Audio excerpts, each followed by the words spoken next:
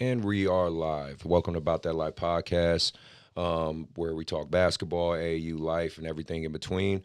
Appreciate you if you're here on the YouTube side. Obviously, if you're on the audio side, that helps as well. But if you are here, please maybe consider hit that like, that subscribe button. Really appreciate it.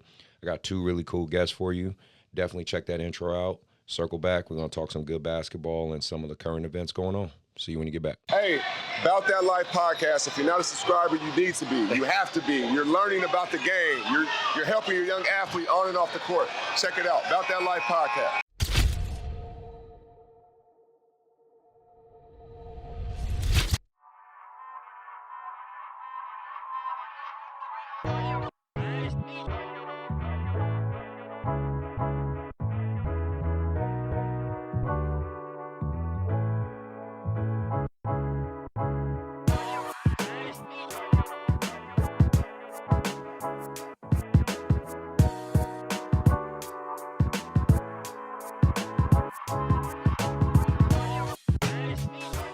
It's Bout That Life Podcast with your host, Coach C.Collins and Coach MJ. Get it started. 3, 2, 1, let's go.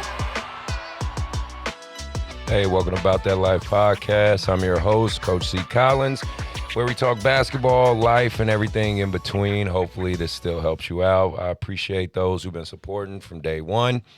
If you are new here and you're listening, maybe consider doing that HBO special, the Help a Brother Out special. Really appreciate it. Again, as always, I'm going to keep trying to push great guests, great content, great information to help you parents and you kids navigate this basketball journey of yours, on top of, just a few nuggets of life lessons here. Like, that's what we're all here to do, to just converse and be better people and learn from those who are doing it.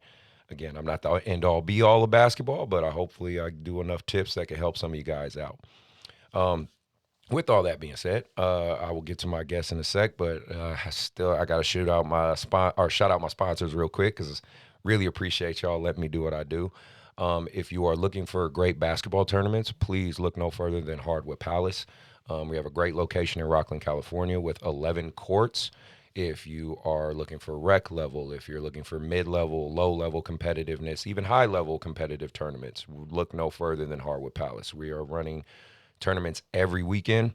If you do happen to go, hit up Steve or Grant, tell them About That Life sent you, and they'll go ahead and hook you up.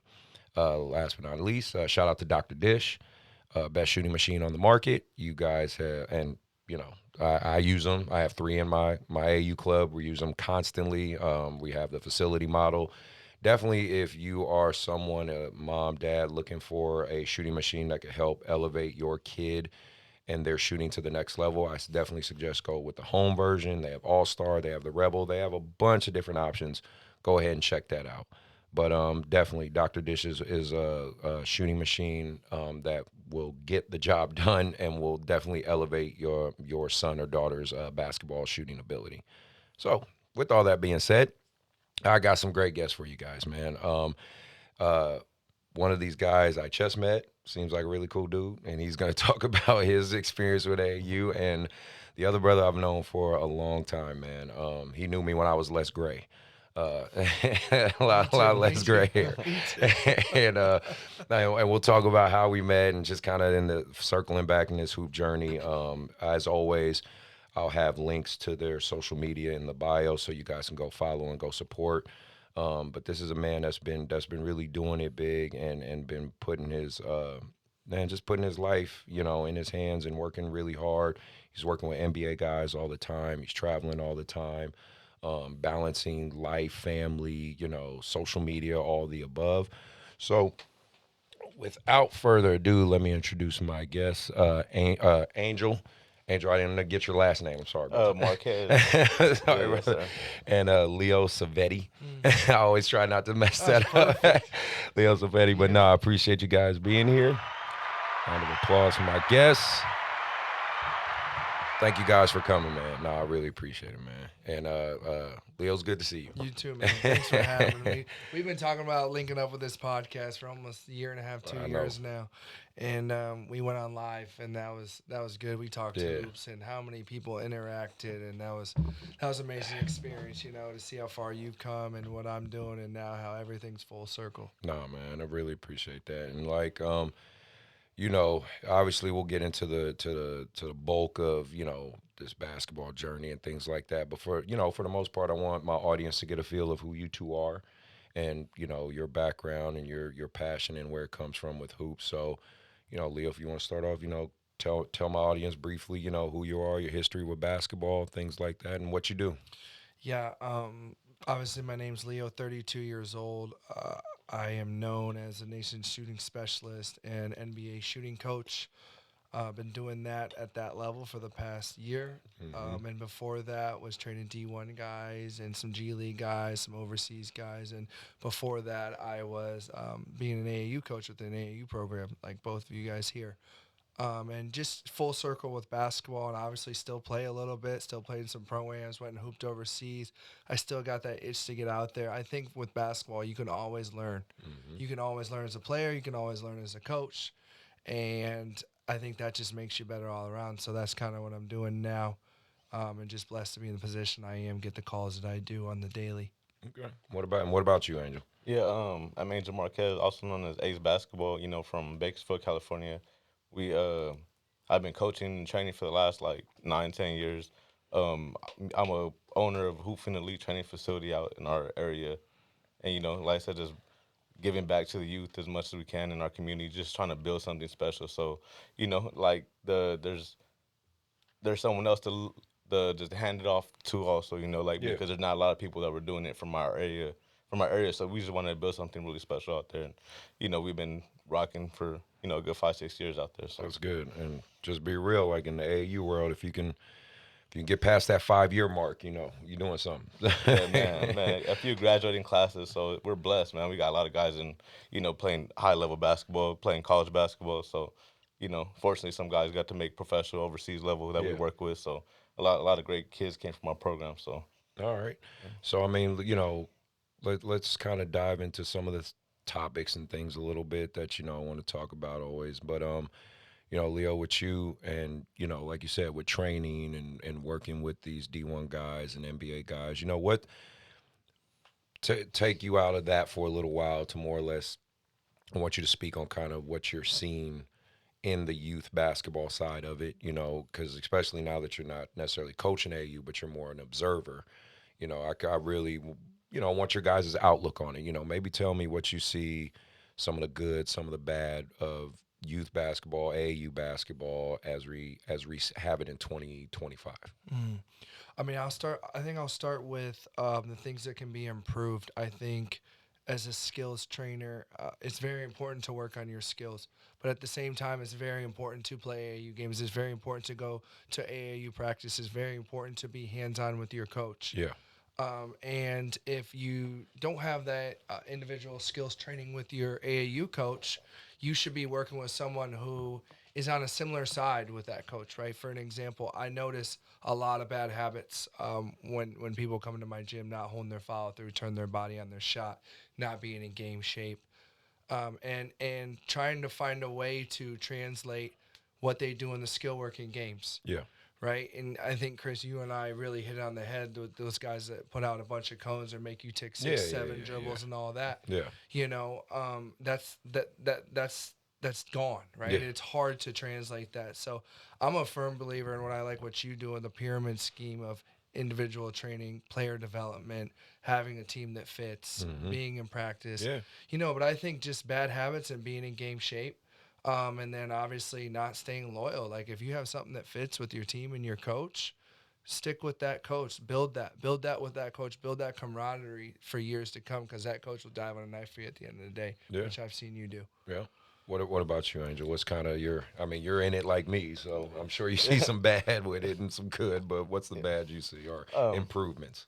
So I feel like a lot of just the culture of AU, right? Like we got to remember what it's for, and I think people always confuse development and and like production in a weird way, you know, like because they want their kids to be so good, but they're not looking at it in the long run. They're looking at it right now. Yeah. And I think that's what, like, I think that's the bad thing about AU. You know, everybody wants the moment right now. Everybody wants to be in front of the cameras. Everybody wants the highlights, but they don't want to put the work behind it, or they don't want to do the long game of letting the development happen. You know, something's got to cook. You know, like you can't just expect things to be great off the rip. And I think the biggest thing is, like I said, just being patient and, like you said, loyalty and trusting the people you put in your circle for your kid, and not doubting that. And be a parent. You know, like there's people, there's parents that can understand.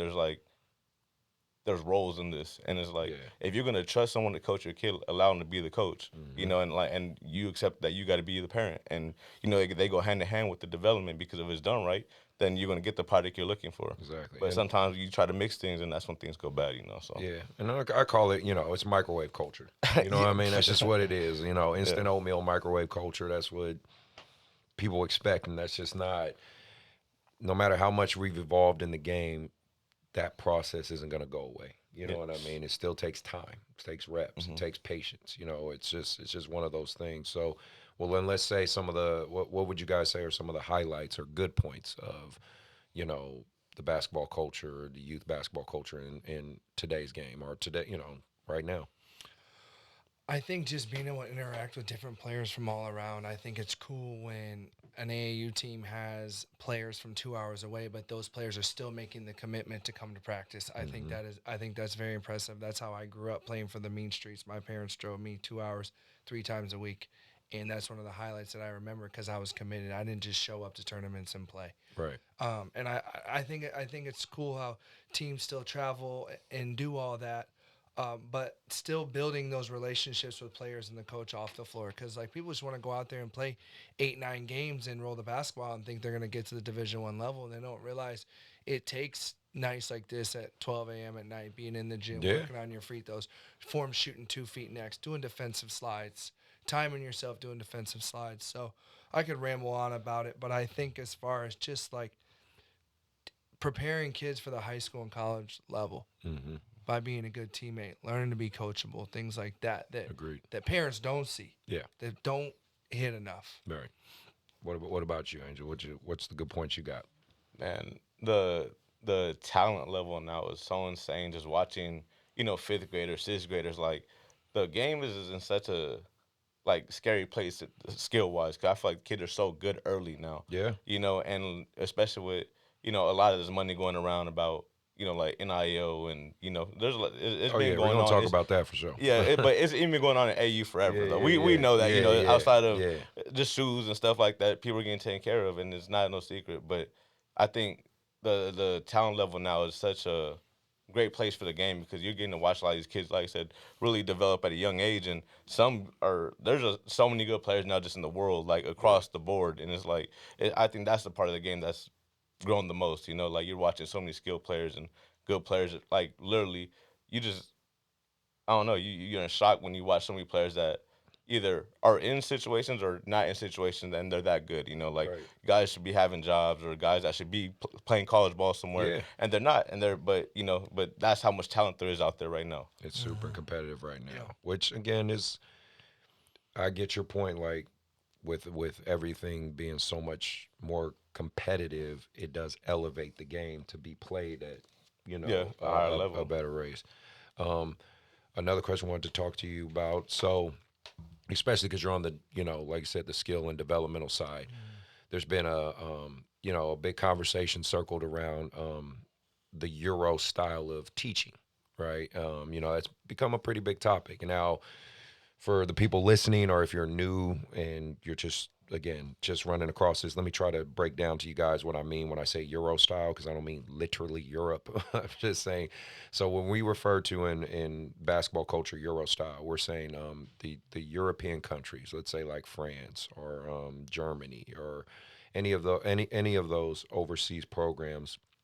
They have what's called clubs like us in AAU, but the difference with their clubs is usually young kids will stick with it the entire time, and they can even make money while they're in it. If you guys look up, like obviously Wemby's a huge example, or Luka Doncic, or Ricky Rubio was one of the pioneers of it, where he was 16 years old playing pro level and getting paid while in high school. Like, so that's the difference with our culture and theirs.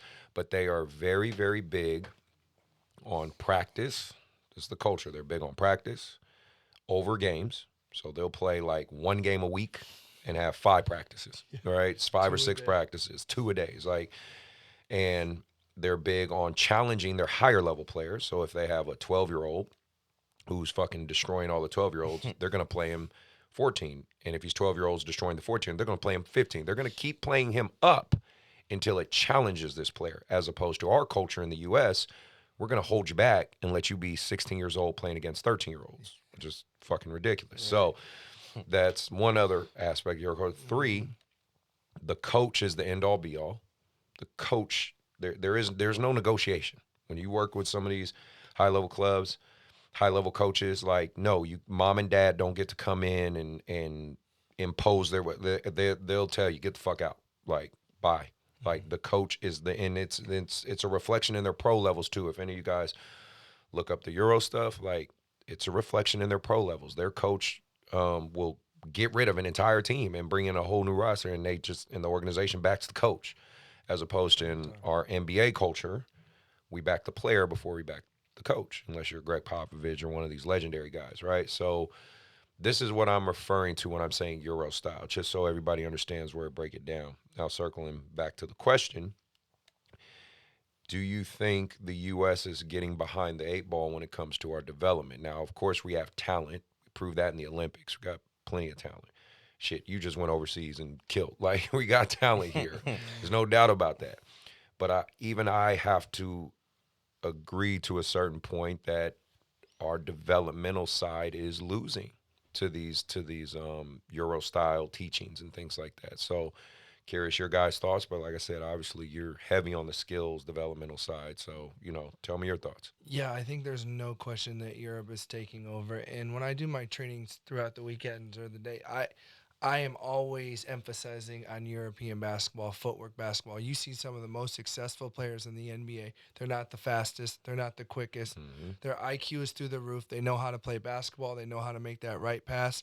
I mean, and hey, they may not have the God-given athleticism, or may not take care of their body and watch what they eat, but like, it's bred in them. Yeah. They walk to the gym in the cold. The gym is not heated in most places in Europe. It's not heated. And like you said, you're practicing 2 times a day. Yeah. And these European coaches will make you run around and cut and make layups 40 times in a row to just plant that over and over in your head. And you can see the discipline of the Europeans taking over the NBA. Yeah. What you got any thoughts on that one, Angel? Man, just working, with like a lot of like overseas players and their experiences with it, how they describe basketball out there, and just the teamwork is so much different. Like, you get the game's taught isolation out here. Like, and the way people train, like, people train in a way to teach you scoring. They don't even teach a lot of other aspects. They don't teach the playmaking. They don't teach you how to be a defensive player. Yeah. They don't know how to train you one way, and that's only a percentage of the game. Very small percentage. So it's like, that's the whole part of, I feel like Americans got one type of way, the Europeans got one way, but it's like we both need each other in some, like, to make it work. Because that's why, usually you look at NBA rosters, a lot of top guys are Americans, and there's a few, Europeans taking over now, Yeah. But the rest of the rosters, I mean, yeah, the NBA is a reflection. The MVP has not been a U.S. guy in a while. Yeah. You know what I mean? Like, that's just the reality of Relentless. it. And I'm like, the way I teach, I do a combination of both. I find a balance of both. Yeah. When I'm working on the individual skills, we'll do the simple bag work, like work your crossover between the legs, all that. But then we go to off the ball, right? Then after off the ball, we'll work on control learning, like games, what I mean? Whether it's like 2-on-1, breaking the double team down, or, pass cut, V cut, like. So I think the best coaches, and to me, the best coaches, and I've said this on the show numerous times, you steal things, you get ideas. Like, there is no one way. You have to always keep evolving. And I think the coaches that are very stubborn to that are the ones that end up ultimately failing, right? So, but I know I've incorporated a lot of Euro style teaching in my practices, in my game of how I teach it. Yeah. And because I do, I think the U.S. is falling behind in that, and it's starting to. I mean, you can see it. It's reflecting more and more in our kids, preaching the individual side of shit. You know what I mean? Saying, oh, do your tween in your bag, and we know as guys who've seen it play, like that's a very out of 20 plays, that's one. Yeah, exactly. You know what I mean? Yeah. Like the other 19 are catch and shoots, Yeah. basic drives, like simple backdoor reads, like, and that's the part I emphasize with my kids, and my parents know that. As you guys saw, at my practice, they know. They know. Right. Like it's defense, it's simplistic, it's basic, and but it is the most effective in the way it's winning. I circle it like this. Look at the teams that were in the finals last year. Majority of those guys, of course, you had your two stars. You had Halliburton and SGA, but outside of that, all the guys are like catch and shoot guys, defenders. Very basic, System system guys. Playing Yeah, their role. Know Yeah. their role. that's what's Don't overdo it. that's what's gonna get you there now. great. No knock on the in your bag players, but they're a dying breed now. Just is what it is. So it's like you either evolve or you get left behind. Yeah. Or you become great at that one skill and you become the best at that skill. Yeah, Then that separates you. yeah, man. I think that's the dope part about basketball now. Like, there's so many different platforms. So, like, even a great isolation player, go to the next chapter, go to, like, one of these one-on-one events and showcase what kind of player you are. There's different ways to get out there. No doubt. Yeah, so it's just, Right. And All different alleys of it. Yeah, For sure. and that's kind of funny you mention that because that kind of segues me into my next question I was saying. But Leo, and obviously for those if they follow you after the show, like you have a pretty damn good following, through social media and your content and your wife, obviously she's doing her content too. So you guys are Killing it. pretty much made this empire together. Yeah. And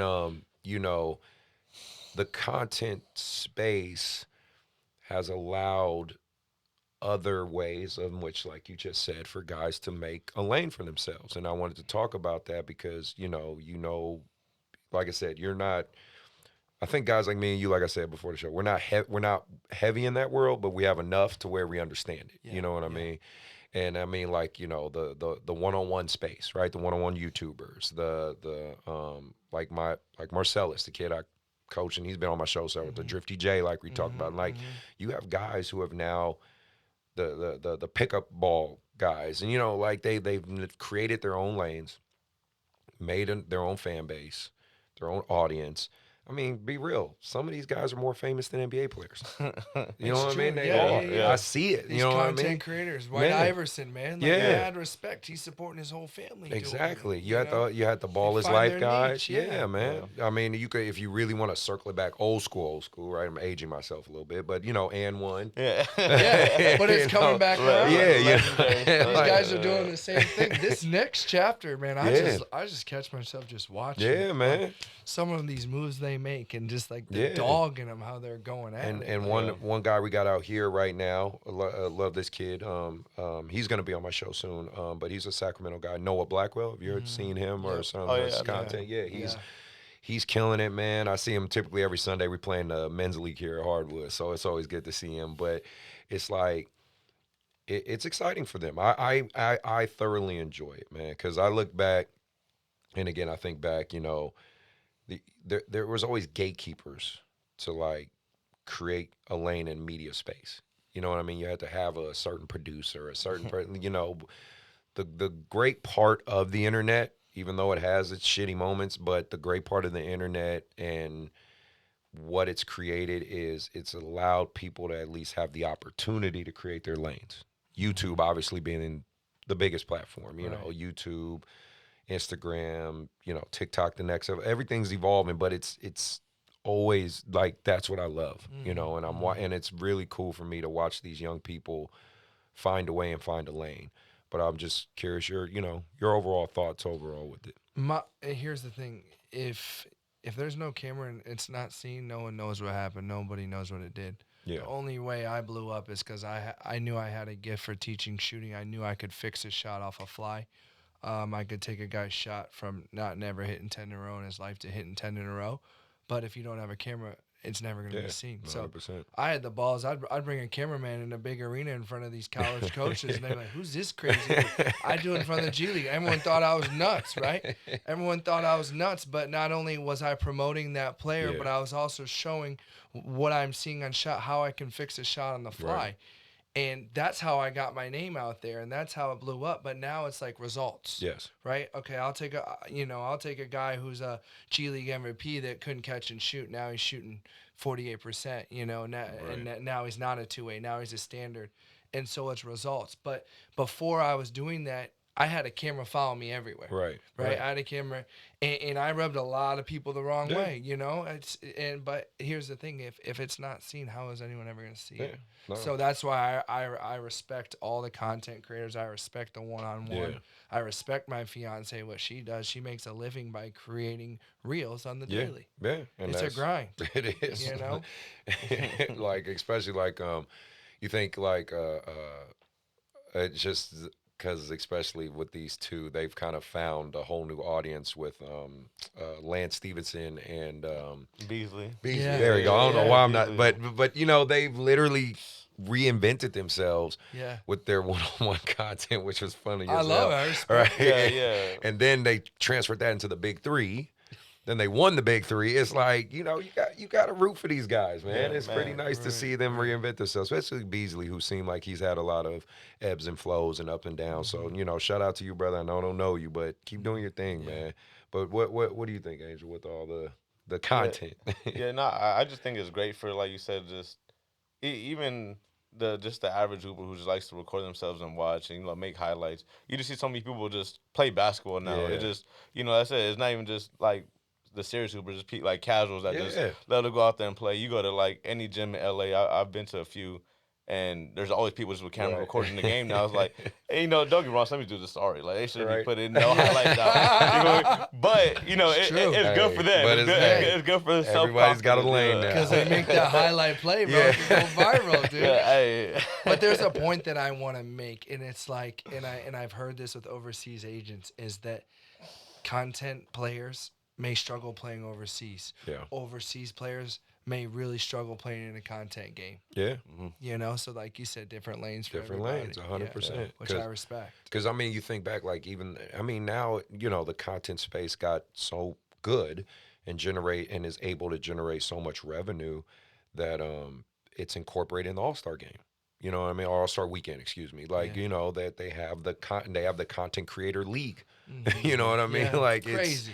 It's that big now that they're playing in Vegas while the NBA guys are playing summer league. I know. Can you imagine? You go from I'm just making reels on the internet to now I'm literally sitting on the same court as future NBA prospects. You know what I mean? Like that would be unheard of, 25 years ago. Without social media, for sure. Without social media. Oh, man.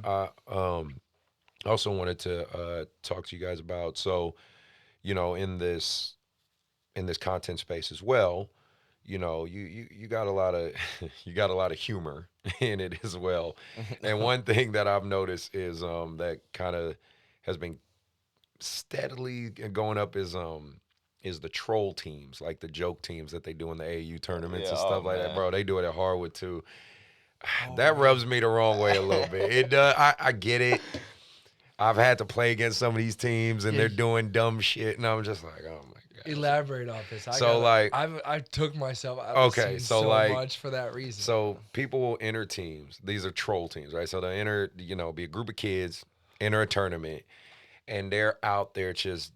They're filming themselves, but they're doing like the dumbest shit. Like, you know what I mean? Like they're joking around. They're doing too much. Like the kids are like twerking after the game. It borderline gets disrespectful, but I know what they're doing. I'm like, oh gosh, they're just here to make a bunch of content. Yeah. But keep in mind, my parents were signing up for a regular AAU weekend. We don't know that it's a troll team. We run into it, and I have to tell the parents, like, look, they're a troll team. Like we played one team called Drizzy Drake Elite. Okay. Like the off-brand. Yeah. And I was like, what the fuck is Drizzy Draco? And then we're playing. I'm like, oh my God. And some of the kids on that team were my players.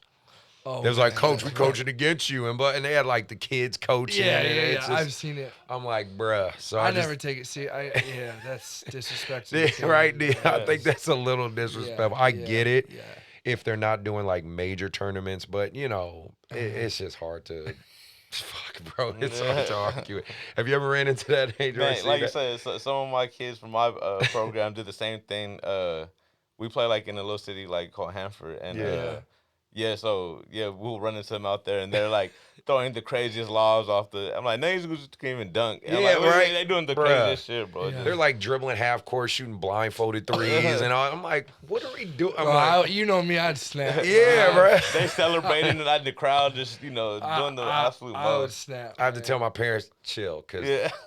Just get through it. let's get through this Yeah, game. So no, I don't just get hurt. No one get hurt. right, Just, exactly. just win. What about Dang. and this obviously one of my major questions to you guys too, and this is just always going to be a topic, but parents, man, parents when it comes to youth basketball, obviously I try to always come from the lens that they want the best for their kid. You know what I mean? I do my best, and I think it helps me in my career, and what I do is try to look at other people's perspective. Right? We have perception and perspective. I know I have my perception of life. We all have our own perception of life, but it's hard to always gauge someone else's perspective.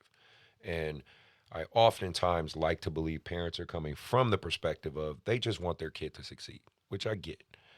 But they sometimes don't understand that they could be the problem. Oh, most of the time. So I'm just curious your guys' comments or anything to say about parents, maybe chilling out a little bit. Yeah, I think once you know your kid has a love for the game and a passion, you let that kid chase it as far as he or she wants to take it, and you're there to support, and you don't want to be too pushy. And yeah, it's they look at every kid looks at my kid has a chance to play in the NBA, and that's not the case. Slim. That's not even a 1%. And it's like, have fun with it. Use it as a weekend. Like how I got my stepkids into basketball is I was like, hey, what if we get better at our skill work and we go play a tournament and then you can go to Disneyland? Yeah. So now we're playing in tournaments, but we're still like, you still make it fun because you don't want to burn the kid out. Yeah. I think they care too much about their pride instead of really looking and seeing, okay, this is my son, this is my daughter, this is an amazing life experience, whether they choose to play high school basketball, college basketball or not. Yeah. And it's like, yeah, chill out. Yeah. For sure, 100%. I think that's 100% why I stepped away from AAU. Yeah. Why even coaching? Right. No, I get it. What about you, Angel, man? Because you in it just like me, brother. Yeah, man. Well, I feel like from my space, right, I've had a great experience with a lot of my parents. Like, That's good. I've built a great, rapport with them, and they respect me, and I feel like I have a great group of parents that follow behind me, and that's what I'm saying. It's so important. That's a blessing. Bro. Trust me. Because like I think the biggest thing is like you don't want too many chefs in the kitchen, like when you start putting so many voices in these kids' heads, and they're like they said they lose the passion for the game, or they just lose the direction they were going in because you got everybody pointing them in like a different direction, or pulling them in different directions. So it just makes it hard, And I think, like I said, just be a parent. Understand, like, if you do know the game, and for the most part, there's a lot, I think that's more common nowadays where you have parents who played at a high level or played somewhere because that's the game now. A lot of the kids are coming from, NBA families Those I call those kids legacy kids. But Yeah. you do have a lot of NBA players, kids that are now, Yeah. they're a part of this. If you're not in that situation, Yeah. like, trust somebody to do it. Like, that's all it is. Exactly. Right, but those parents are still crazy too. Those Right. ones, it's like, Yeah, but they understand how crazy it is to get there. So like it Yeah. makes sense, Yeah, like right. they're crazy and they don't know which way to go. Yes. Right. That's the other end of it. It's the funniest thing. I'll have parents that are like, especially in my area, because, Rocklin, you got some wealthy people out here, some very successful people out here. And, I have a dad who's an engineer and a mom who's a psychiatrist, and they didn't play a damn sport a day in their life, but they're gonna tell me how to coach. I'm like, look, man, if I don't tell you how to build a building, right? For So, sure. and I don't tell you how to diagnose your clients. Can you please just back the fuck off and let me do my job, Right, right? right, Like, right, but right. that's why I say is the like biggest challenge or hurdle. And you could to tell go. that we walked in your practice today. I mean, it's 9:30 at night, and you got all the parents there, and you could tell. Yeah. Like, and you're being positive, you're being on these kids, but these parents just sat back and just were like, Yeah, 'cause they hang trust out. it. They kind Yeah, of use it as a social hour. yeah, It's just like exactly, because they exactly. trust me and just let me do my job. They're For like, sure. hey man, Chris been doing this a while. But again, took a while to get to this point, and Oh, it does. had to you know, like we talked about the results. You know what I mean? They see a lot of the young men that I've coached and their success, and they're like, okay, maybe this guy knows a little bit of what he's doing. Right. And again, I never portray like I'm the end all be all. I just say I know what works for me. Yeah. That's True. all I can Same, do. same. I think what helped my avenue with that is like I don't have no kids. Yeah. So it's like I don't coach for that reason. You know? Right. And See, I think that's a huge yeah, problem. And daddy you going back to coaches that. and all that. Yeah, Yeah, yeah, yeah. no, straight up. That's a good thing. Yeah. So it's just that helps me with my parents. So there's no favoritism. Yeah. I treat all of them the same, and they get the same love. So Yeah. That's it, man. I wanted to circle back with your with the training side of it. Let's say because I have some young listeners and stuff. Let's say they want to be you. They want to train NBA guys. They want to work with D1 guys. Can you speak to your journey, honestly, like the dedication? Like people don't know because obviously I know you, my friend, but like I see your social media, bro. I know you flying here and going there and doing this, and one day you're in Venice, next day you're in Florida, next day, what I mean, you're going to universities, and you got to be ready, like boom, But I just kind of wanted you to talk about that journey and maybe give any advice to any of these young people listening. Yeah, you got to do the shit that people don't want to do. That's my quote. You got to do the shit that people don't want to do. You got to set your alarm and wake up early. If someone has to train at 6 a.m. or someone has to train at 11 p.m. at night, you can't think about you're tired. You can't think about.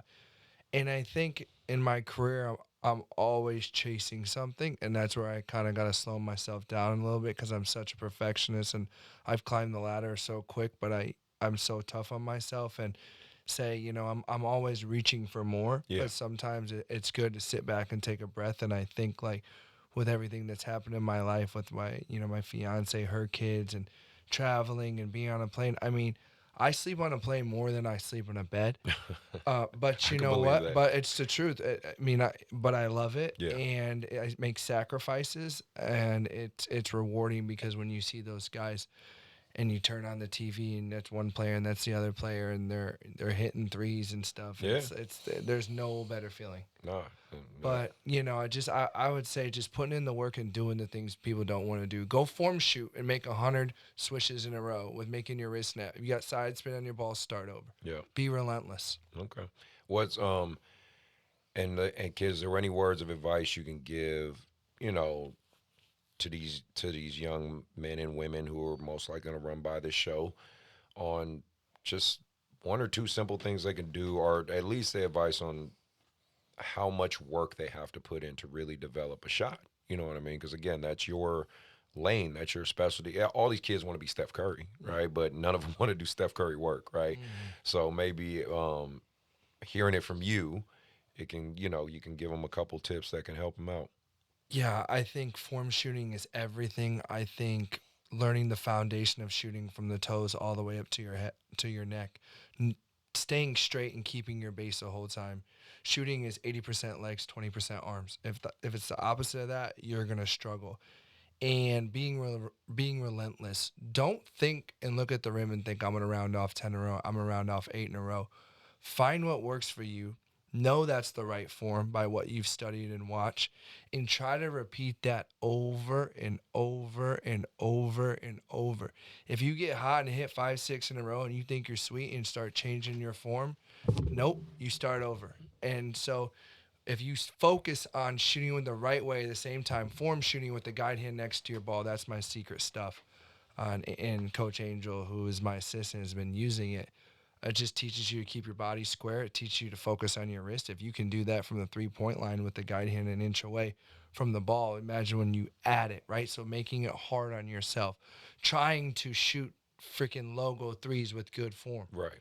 So, I mean, I could ramble on all day, but I think focusing on mechanics is everything. Square your body. No doubt. Keep rotation on your ball. Just had to add that in there. No, I mean, my last question for you before we move on to the next topics, but you know, what's the plan? You know, what's the future plans for you? You know, 5 years down the line, 10 years down the line. I mean, what ideally would you like and see for yourself? I would love to have 5 to 6 players in the NBA, and I'm on retainer with all of them. So when I get the call, those are my guys, and I'm sitting there, and they're playing against each other in the NBA Finals, and they're hitting threes. Okay. And I get to take a picture. And then I would say also just there's a lot of competition and hate in this game, and I would say with the top dogs that I'm working trying to be right there with a level of respect. And then instead of not so much of a level of competition, like I'm a shooting coach. Yeah.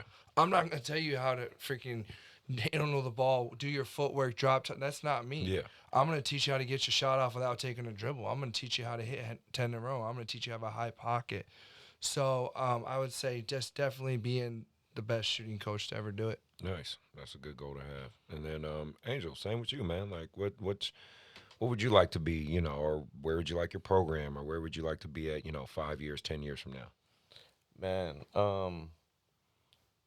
it's hard because where I'm at right now is where I always like envision to be at, right? Yeah, like as far as just training and coaching. I started, you know, coaching like at a middle school where we didn't have a gym. You know, we had to play outside and You figure shit out. Yeah. Then on top of it was girls basketball, like at middle school. So, you know, it was a whole lot of fundamental development. But, you know, like just taking this to another level, man, you know, just trying to keep inspiring kids. And, you know, like I said, we built a home for our kids already. Now it's just, you know, keep adding to the home and keep making it look nice and keep bringing the kids that built the home back and, you know, giving back to the next group. And I think that's the biggest thing. And that's why I love our culture where we're at right now, because we've been doing this for so long. And every year our summers are jumping in the gym because we got all our kids coming back from all these colleges and they're giving game back. And, you know, it's such a dope feeling, you know. So I just keep praying for blessings, bro, you know. Yeah. That's it. No, that's how it is, man. It's how I grew this thing. I wish I could say, oh, we just had this. Hell no. Like, nah, bro. It's But one you day. were relentless. Yeah. Hey, we got 4 good teams. Yeah, We got, how about those kids over there? We could help them. Let's put them in. Yeah, man. That's all it was. Because you want to help people. It's Yes. not about you. No, you're right. I mean, ultimately, I just want to give a place where everybody's got a chance. You know what I mean? That's the simple way to put it. When you're, I just thought of this question when we were talking. What's your approach when you're, so let's say you're working with a guy who can shoot well. You know what I mean? Let's say you're sitting there with Steph Curry. Steph Curry calls you up, hey, help me, you know, be my shooting coach for a day. What would your outlook or what would your approach be with someone like that? I figure out what works for them, and I watch it over and over and over and over, and that one miss that they don't do is a different type of mechanics that doesn't work off their misses that I watch, and then I tell them to focus on that one thing. Okay. Hold your follow-through longer, lower on the catch. A guy like Curry, I would say, okay, you're the real deal. All right, let's see how far you can hit 10 in a row from as far out. You know what I mean? Or how quick can you get your shot off going shooting to your left? How fast can you get your shoulders around going left and still making that shot consistently, having someone on your hip? Yeah. Like, I love shooting because you can always push for more. You can always experiment for more. And it's like, agreed. I learned something new. And because when I do, you know, 5 a.m. to 11 p.m. and do 15 sessions in a day, I'll watch the ball hit the rim so many times that people don't do. And that's why I'm able to catch things. Oh, no doubt. And that's what a lot of people might not realize. I mean, at least if my audience comes and sees your social media, you keep your energy up, man. You high energy, you working hard, you out there sweating with the players. You know what I mean? Like, I know, I see it. And what helps you to keep going? You know what I mean? Like, I mean, obviously, you take care of yourself. You know what I mean? I try to work out as much as I can too, but it's like you are very disciplined in what you do. Yeah. And I respect the fuck out of that. So I'm just saying, like, what keeps you going, you know? I think just it's a tough one. I think just a lot of adversity that I've been through. Like I think the amount of players at the highest levels that I trained 2 months ago, and then I decided to take a gig overseas to go play. And Angel, who's sitting next to us, my friend, not only my business partner, but he trained me to get ready. And there's so much competition in this game. So I'm like, okay, if these guys can go and do it, can I still do it? Can Right. everything that I'm teaching, I can show and still hit 10-0. Can I go do that Yeah. in a tough environment at the age I have doing it? Because I know it's only going to make me better. I'm Yeah. always making goals for myself because I always have to be a go-getter. And no one's ever held my hand. And like I said, he's the first person that's ever been a part of anything that I've done. Right. In the basketball world, because Yeah. I don't trust very easily. No, I get it. we both agree on that one. Yeah. It's tough, man. Yeah. No, well, let's get into hot takes. So let's talk about just some recent news, things like that. What's going on in the system. So let's start with NBA, right? That's always fun. Let's go to NBA a little bit. Season's underway. Obviously very early in the season, but some interesting things happening. Crazy. Before we even do that, you gotta give me your top 5 all time. And that gives you time to think about yours. With top 5 all time. Oh man. Doesn't have to be in order, but just Yeah. give you your top 5. LeBron, Kobe, Okay. Michael Jordan, Okay. Steph Curry. All right. Perfect. Who's that 5th? It's gonna be a big man. Gonna be a forward. What? Tim. What? Shaq. Wilt. I would say Jokic. Okay. Fair enough. Good picks. Good picks. What about you, Angel? D Rose, Okay.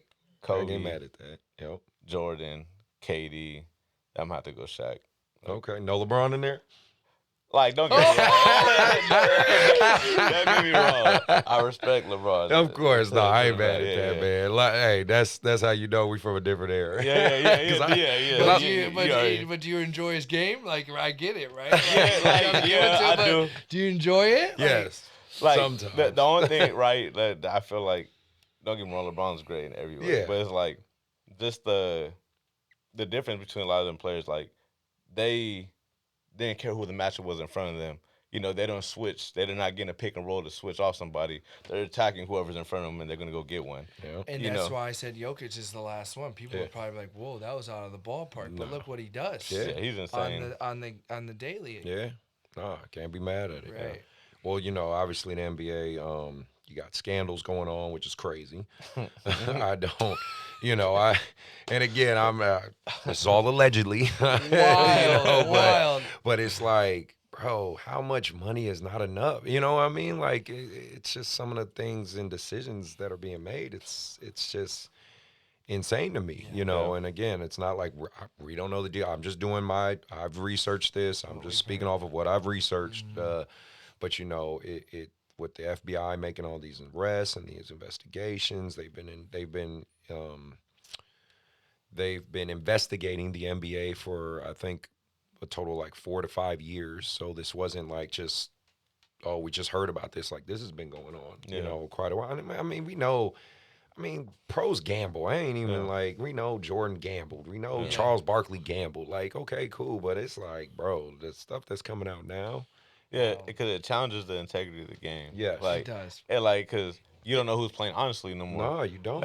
And In 82 games a year, it's like, Yeah. think about those guys that are going and betting on those games. I It's know. Like you said, you don't have enough money. Like, No. But I've learned working with it. Each guy has their own little addiction in certain ways. Of certain that's things. true. That's true. Right, they're just wired like that. And that's You know? I mean that that kind of circles to, I mean, it's a tough because you're getting these young men full of money, and I mean, look at Anthony Edwards. He's the epitome of a young guy getting a bag, giving no fucks Savage. and just living like, you know what I mean? But you gotta let him like he's What can he say? He said, I'm worth 200 million. I don't give a fuck. Like, what can you argue with that? It's very hard. It's very difficult. And, the older man in me just wants to take some of these guys and be like, come on, man, like you could do better than that. Yeah. Like, and that's sad because you didn't think he would act like that coming from Murray State. yeah. That one shocked me. Ja is really a surprising one as of late, with just that whole deal with Memphis. And I had Jalen Wells on my podcast. He's a Sacramento guy, really humble kid, really, young man that's just, going to bring his lunch pail to work and do his job and everything. And now you got the star player acting like this. It's just, I don't know. I feel, in my opinion, this is the issue with the AAU culture and the entitlement, and this is a culmination of it. Now you got players like him who, you can't tell them nothing. You can't coach them. You can't, and it's becoming less about winning and more about marketability and profit lines and all that. And that's what's losing. That's what we're gonna lose. We're gonna lose the game if it comes like that. If it leans too far that way. So a balance. Yes. Everything has to have a balance. I don't have a fix, but I definitely could identify the problem. True. And if I can identify it, I'm the NBA damn sure better be able to identify it. True. Yeah. What are your guys' picks? Say your early picks if you got one, of who is going to make it to the NBA championship. I won't even say champion, but at least make it to the finals. I'm a Warriors fan, so I got Warriors. I always got Warriors. I'm always betting on Curry. You want me to go first on this one? I'm gonna say the Spurs this year. Spurs? Yeah, man. Yeah, Wemby is crazy right now. The playoff. I just gotta see a playoff version of him, and I'll know for sure. Rockets got a chance. Rockets too. Yeah, they do. They do. Cavs. Their whole lineup is 6'11", 6'10". They're gonna figure it out. Yeah, They're for real. No, it's a lot of interesting storylines and competitiveness. Westbrook was able to get a home here in Sacramento. We're gonna see how that plays out. I was curious if you guys, had any thoughts on that. I'm kind of with Westbrook and how it took him so long to get on a team. Do you guys think, because he can clearly play, he still takes care of himself, things like that, but obviously it's the clutch moments, the inefficiency at times, those type of things. Do you think the basketball in the NBA is leaning too far in the analytics side?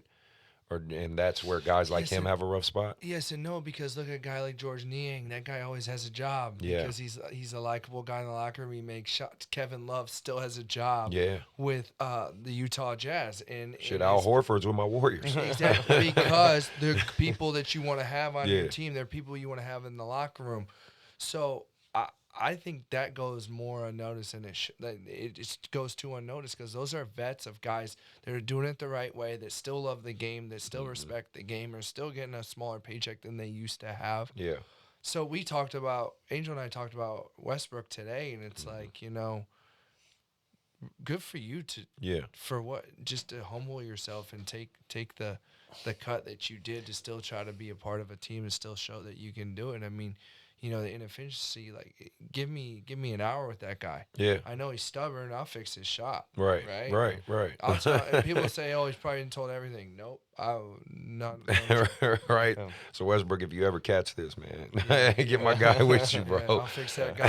I'll fix that shooting wrist. They tried to Ronaldo him. They tried to get him with, like, how much overseas? They tried to get him, like, 50 million. Oh, they were trying to give him a crazy amount to come overseas. That's why I respect him for taking the cut that he did. Yeah, because he could have got the bag. Yeah. He could have easily went to China Kendrick or something. Nunn did that, and he's killing over there. But Westbrook's still so good for the league, though. Like, that's what I'm saying. It's just the league in such a weird space, I guess, with, like, money-wise, where they do players like that dirty. Because look at, like, how long it took Melo to beating around. And why wouldn't you want legends like that in the game? Exactly.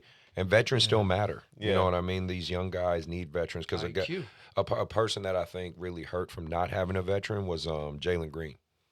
Like, he needed a mentor to tell him, like, look, man, you a high flyer, you high energy, that's great, but you got to get efficient. You got to play your role. Like, you need a vet to kind of get these guys. And unfortunately, at that time, the Rockets didn't have any vets.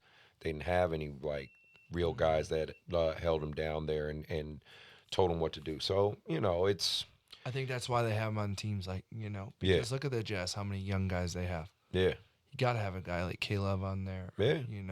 Hold these guys accountable. Yeah. And then, with the NBA, and it's such a it's such a love-hate relationship right now with the NBA because we have the rules are still clearly catered for the offense. You have people who want to see, they want to see more defense played and some physicality, but at the same time, it's fun to watch the high scoring and the the up and down. Like it is tough. It is a tough situation in terms of that. But I'm curious your guys' thoughts on do you think the NBA will start to make which direction do you think they potentially could go? Do you think they will say, you know what, now we're just going to keep leaning into what we're doing, or you think they're going to start revising some things, maybe changing some things? I think they're going to start making some changes, especially with how many Europeans they're bringing into the NBA, because those guys are taking over. They are. They really are. They're not worried about their points. They let their points come to them. And so I do like to see that. And I think kind of being around the NBA culture is they say there's not defense and stuff, but the amount of things in the details like Shea, what he works on and how he gets to his pocket and his moves to his mid-range. And they say that mid-range is falling off, but like guys like him are reinventing the game again. Exactly. Or like you watch KD, the footwork that he's working on, he's doing dance. They say it's like ballet, watching ballet. So it's like, I feel like some of those guys offensively are still trying to bring in new things. But like guys like Drew Holiday defensively and stuff and guarding with your back, like, I would love to see more things like that. Yeah, man. I agree. Who would ever taught defense like that 10 years ago? Nobody. Right? You'd be in trouble. Yeah. So, got any thoughts, Angel, on any of that stuff? Man, no, not really. It's all good. Yeah. I mean, hey, the NBA is a totally different animal, bro. Nah, it is, man. It's so different. No. And then so I wanted to talk about let's talk about college. Let's talk about work our way down. Now we are in an era where G League players can now go back to D1 universities. D1 universities have a ridiculous amount of NIL money. Shout out to Sac State. Got to put that out there.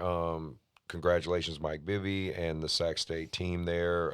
They got their first win against Dominican. One of my kids, I used to coach on Dominican too, so shout out to you, Nanik, man. I know you out there going into your junior, senior year. I know it's a tough L, but you guys played hard. And, shout out to Mark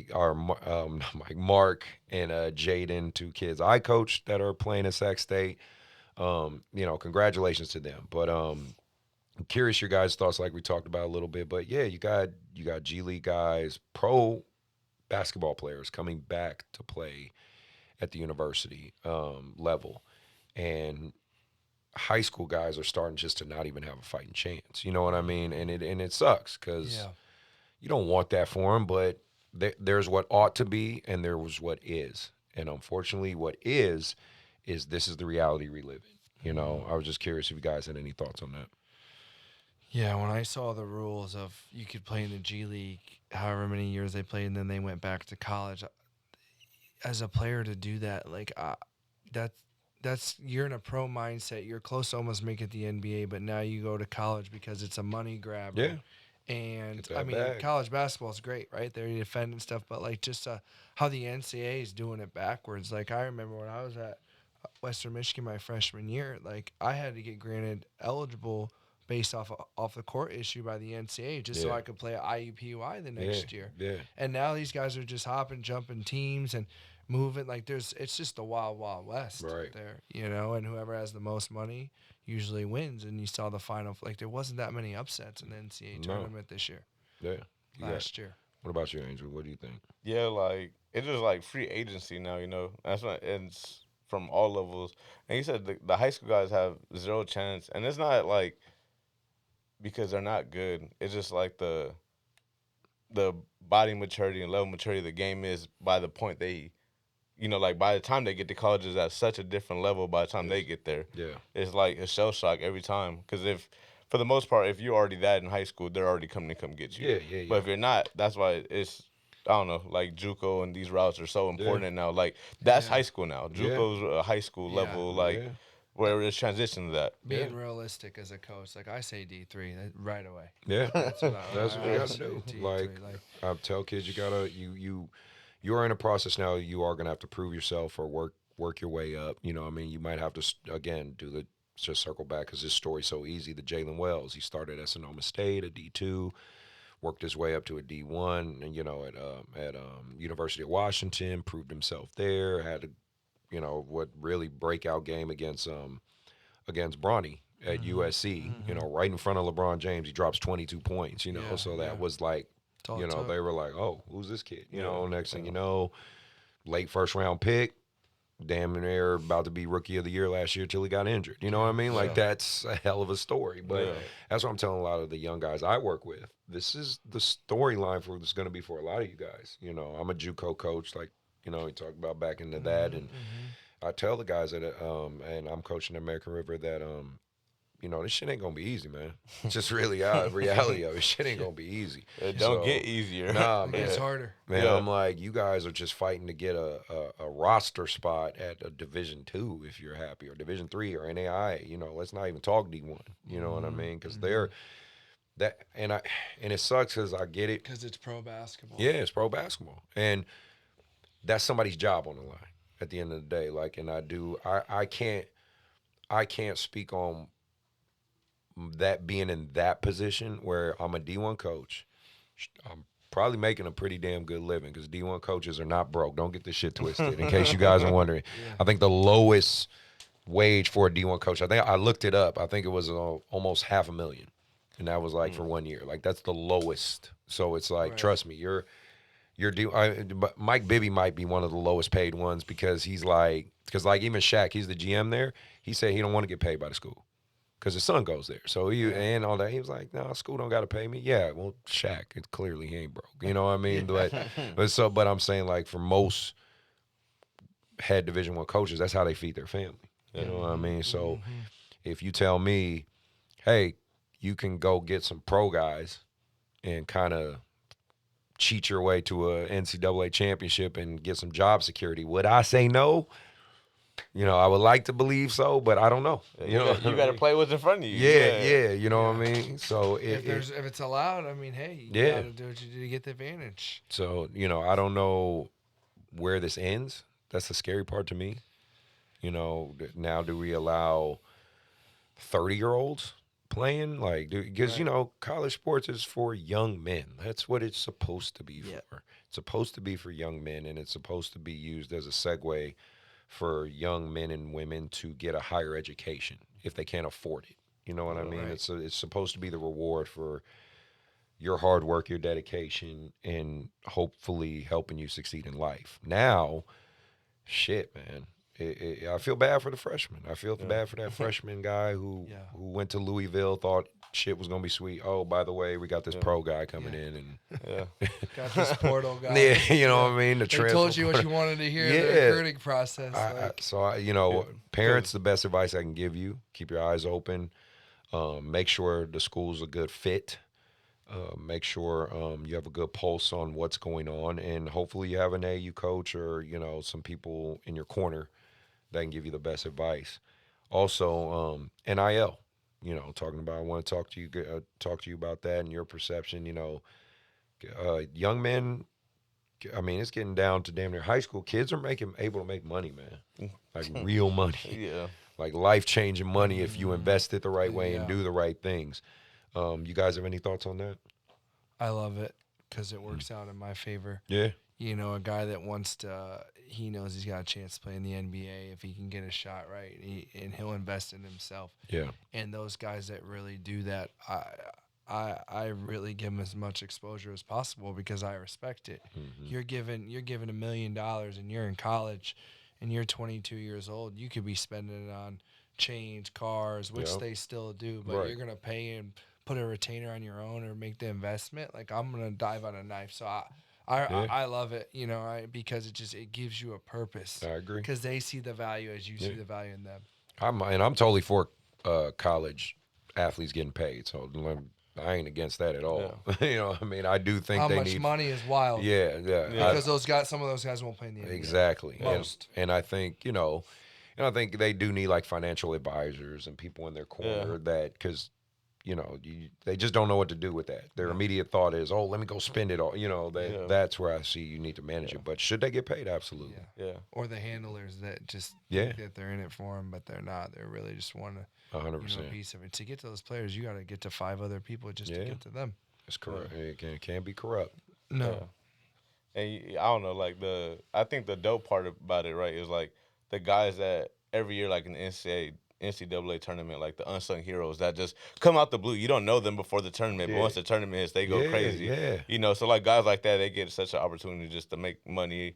Just like just support your family and everything. So I think it's just dope. It helps not just the like star players, but everybody gets a chance to eat. Yeah.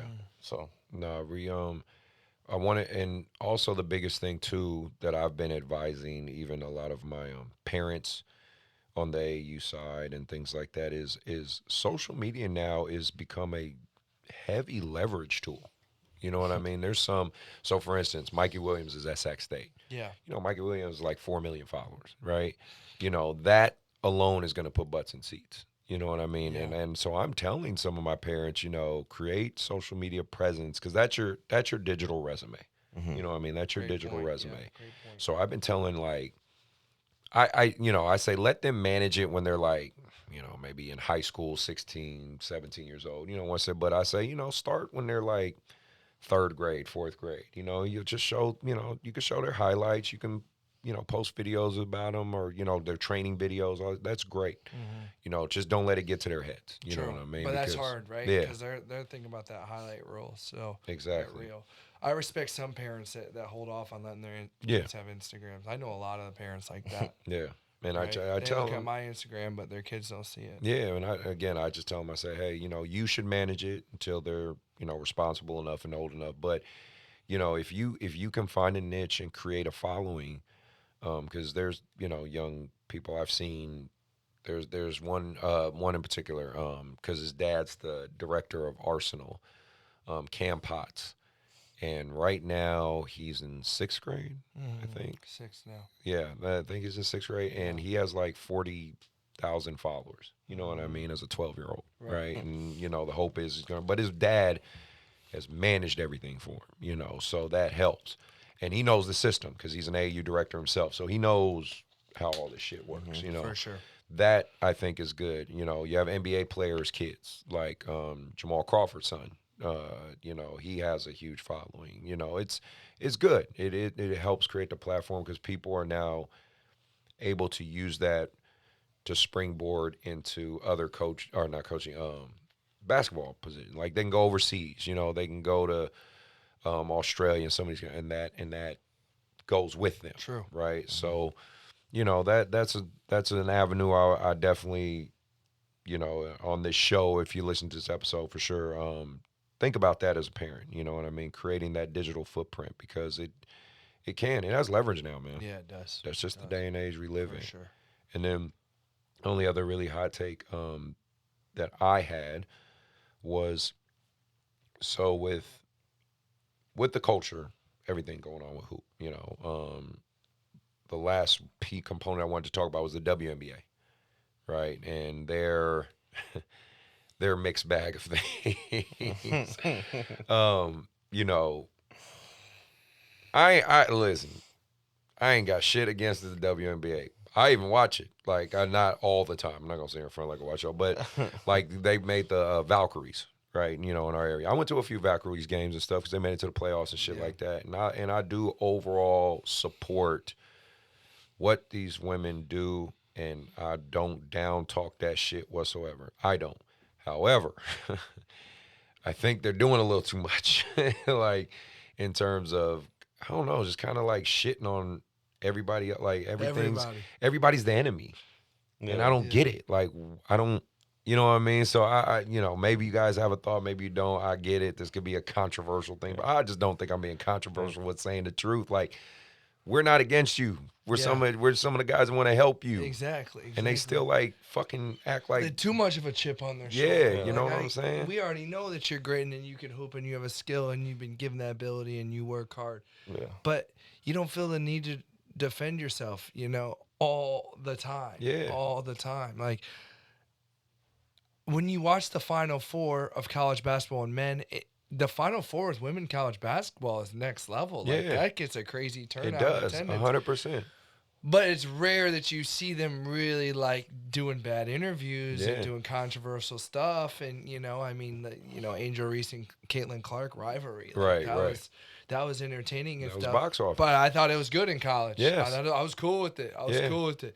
But then after that, they took it too far. Yeah. It took it way too far. I'm like, dude. I don't get it. It makes me, I spoke about this with my fiance. It makes me, if I have a girl daughter, not want her to hoop. Not one. You're like, we're gonna put you in volleyball. We've already had that. My sister played ball in Florida. I know it's like. Yeah. It's I mean, some of the quotes that these players are saying is kind of wild, man. Out of pocket. Yeah, for man. sure. You got any thoughts on that one, Angel? Yeah, it's like I think they're just like pocket watching. I'm gonna be honest with you. Like, there's a lot of pocket watching going on over there. And it's no like, and I get it because some of them are great players, and they're not even getting close to being paid as much as they're worth. But they're not making fucking pennies, though. No, they're not. Yeah, and I agree with that. But they're watching someone like Caitlin Clark come and make this much money, or even I don't even want to say it in a bad way, but like someone like Angel Reese, where she's not even performing as much, but she's making so much money. Yeah, because but it's because of brands the and all that. But outside of basketball, you're making so much money, like, and that's what's doing it. Caitlin Clark knows how to do commercials. She knows how to act. Like Angel Reese knows how to act. Exactly, and a lot of them could have that opportunity, charisma. But again, when you just basically say,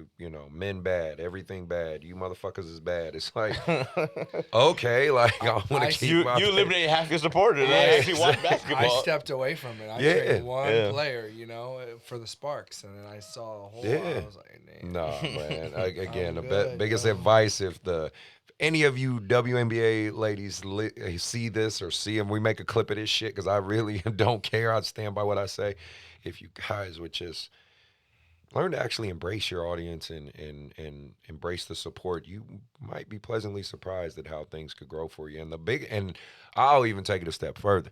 The shit I put it on is other women. Y'all need to go to them fucking games and support women. Like, if y'all actually went and supported those games, that's where a lot of y'all revenue would come from. If you guys went to games and like, you know what I mean? Like, I go to games, like, I don't, again, but if you're going to ask me, am I going to go to a Valkyrie game or a Warriors game? Yeah, I'm going to go into a Warriors game before that. But I'm someone who actually loves basketball that much that, when they made it to the playoffs, I was like, yeah, I want to go support. And I actually had a good time. I had a great time going. So for sure, that's my thing is like, if they your voice is being heard. Yeah, you know what I mean? It's already being heard. Yeah, like we hear you. Like, again, I just think they need to lean more into trying to get women into that stadium. Yeah. You know what I mean? Like, you get women into those stadiums, you get them to spend that dollar, everything goes up. But I feel like that's why you can't shit on your audience. Like, your audience is men because they love basketball. That's who watch basketball the most. So if you're already making it worse for yourself because people don't want to go to games, exactly. Like, you're shooting yourself in the foot. Right. And I grew up in Indiana, so University of Notre Dame was huge for women. Skylar Diggins, they sold out because of women. Yeah. Women went to go and watch. But that has stopped because I think just the just everything that's going on with off the court. You know what I mean? Like throwing a damn dildo on the That shit was wild, bro. What? And motherfuckers was like, I don't care. They still doing that shit. I'm like, they doubled down. Yeah, bro. They say, I'm doing it again. I'm like, bruh, all right. Launched it. Like, you never would have thought that would happen in a WNBA game. Nah, man. 10 years ago. For real. But like you said, there's a lot of money going around. No, and with like I said, we're talking about the different, pro sets and all that stuff. I mean, obviously, it's good just enjoying and laughing, having this conversation. But ultimately, I think we're all coming from a good place of just wanting to see basketball be better. That's all. Yeah. Just want to see it grow 100%. And be better, man. That's all we're coming down to. So I want to segue into respectfully disrespectful. So we obviously going to talk about some topics that might be somewhat controversial. Don't care. If you've been a fan of this show, you know I'll take the heat. Don't care. But I'm gonna speak my mind, and that's my right. So I'm gonna enjoy it. But no, the biggest thing first and foremost I want to talk about is the reclassifying the holdbacks. I'm just gonna call it what it is, holding your kid back. It is clearly getting further and further out of hand. That like there was a clip that went pretty viral, or where this one brother was talking about in the junior EYBL tournament, a seventh grader could be turning 16. You could be turning 16 or 16 essentially, but basically he could be turning 16 and play in a seventh grade division. Absurd. And then obviously that means you, at least for eighth grade, I guess you could be turning 17 and be playing in the eighth grade. And just so everyone's clear, seventh grade is 13U. If you guys don't understand, that's 13 and under. And then eighth grade is 14U, meaning 14 and under. If you are 16 or turning 16, playing 13-year-olds, that is fucking terrible. So I'm just curious what you guys' thoughts or if you had anything to say about that. If you're doing that just as a program, just quit. Like, you're doing it for the wrong reason from the jump. Like, you know, like, if you have a 6-year-old playing seventh grade, what is the only reason you're doing this? Yeah. They want trophies. They just want to win. Yeah, Exactly. yeah. The It's like, trophy thing, man. Yeah. Or like playing a D1 team and a D2 and the guy's dunking. It's Yeah. like, bro, this is a D1 team right now. Right. Why are they in Why are D2? you in the why are you in the Because you silver want to get bracket? a trophy? Come on, man. Like, you want to post. It's crazy how much it's changed. And I think when you have that old of a player, someone's going to get hurt. Yes. Someone's really going to get It's hurt. a physical hazard, no like doubt. you made a great point, Chris. Is like if they move a European seventh grader, sixth grader up, they know he's physically ready to go. They're not Yes. just gonna throw him in. So No. it's like you got a kid that's a seventh grader that hasn't matured yet, and hasn't gone through puberty. Now he's going up against a 16-year-old. Now you're worried about your kid getting hurt. Exactly, and that's the scary part because there are kids. So like you know when you met Jay Sean today, you know, the long lanky kid, you know, but you could see from the way he moves, he is 13 turning baby. 14. He's a You know what I baby, mean? yeah. You see how he looks and how he, Yeah. you know what I mean? Like Yeah. now I got to tell him you might be on the court going against a 16-year-old or a 17-year-old Jay Sean. And it's like good thing he has 3 older brothers because it's like you're used to that, but Yeah. it sucks because again it just doesn't make it fair. I mean the easy fix would make AAU age base, like completely age base. But unfortunately, even if you made it completely age based, there's so many motherfuckers out there that will forge birth certificates, they'll forge report cards, transcript. They will go the extra mile to do this shit, man. instead of just being good. Yeah. Yeah. like Right. just go put some work in the gym. Yeah. If you got time Yeah. to make a fake birth certificate. Exactly. Like and I go don't play your age group. Yeah. Go play. Go play. You know, go play harder level, higher level, older. I don't know why we've gotten to this point. And no, I'm gonna beat that horse till it's dead. But no, it's not okay. Like it's 100% not okay. I can't change it. I'm not a tournament director, but shame on you tournaments that know and allow this shit. I don't care what you guys say. Shame on you guys for that. And that's why there's fights that break out. That's why these clips go viral. That's why parents hitting a player. That's because of reasons like that. Yeah. People are pushed to the limit, and then when safety is an issue, And well, it's especially not about the because sport anymore. especially these parents, and you know, let's be real. We're living in a day and age right now where you know every dollar's got to stretch. You know what I mean? Motherfuckers got to work. Motherfuckers got to eat. And you know, I look at it like I got a lot of working class families, man. They're saving their bread. They're working hard so their son could go out there and hopefully have a chance to develop and live his dream. And now I got to tell him, oh yeah, we're playing a team with a 17-year-old. Like the fuck, and there's nothing I can say No. that's gonna ease that up. So you're right. It gets to a boiling point because you don't know people's life and backgrounds and what's going on. So And when you're spending like $100 just to get in the door and Yeah, parking, man. and the whole weekend is Especially if you expensive. travel to like out of state and all Yeah, that, yeah, bro. yeah. It's You got to play with a motherfucker who got a beard on the court. It's yeah, like, man.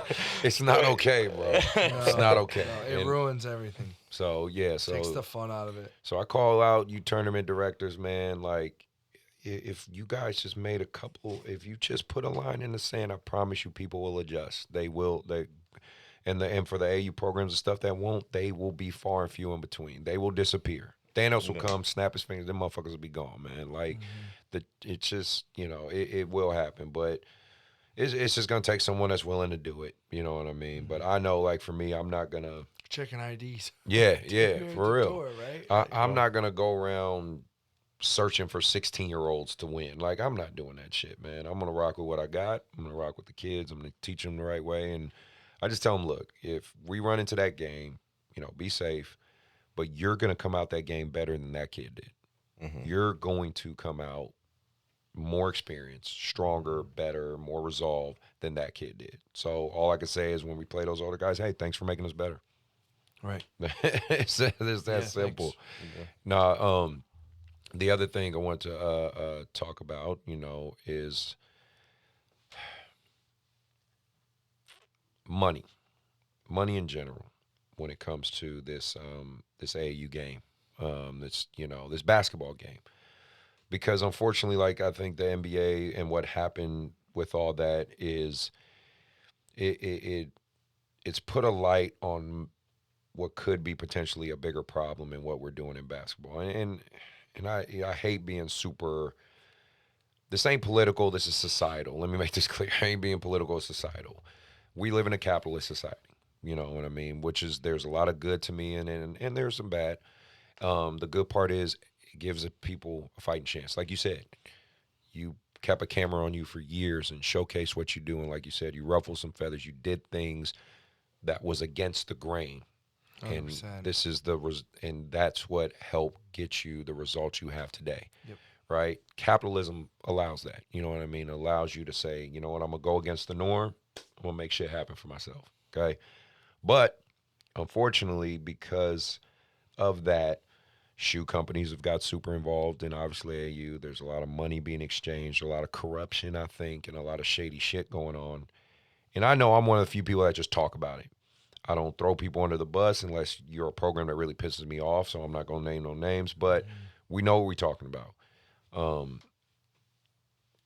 I think there has to be a point where some of this gets, it gets wrangled in. Controlled. You know what I mean? Get some control.